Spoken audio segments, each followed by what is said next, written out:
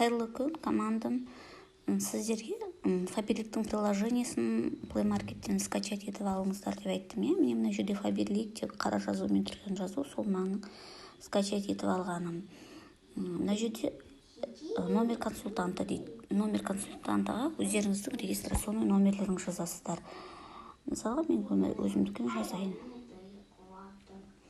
Пароль деген жерге пароль жазасыздар. Менде парольдар сақталып тұру керек.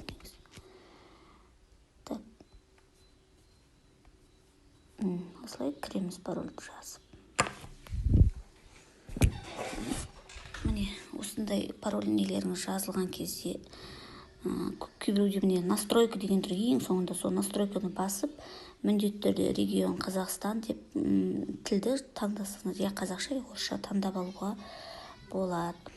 Міне товары десеңіздер, кез келген категориядағы товарларды көрсететін не косметика, не әрқайсысын басу арқылы, мысалы, менде дұрыс интернет ұстаңқырамайды, мысалы, міне барлықтар суреттер шығады, өздеріңіз соларды таңдап, количествосына қарай таңдап, корзинаға сала бересіздер. Мысалы, міне мен корзинамда тұрған заттар көріп тұрған шығарсыздар. Осылар корзинада тұрады. Керек болмаса, алып удалить етіп тастайсыздар. Әрі қарай оформить деп керек заттар корзинаға салып қоясыздар. Әрмен қарай оформить дейсіздер.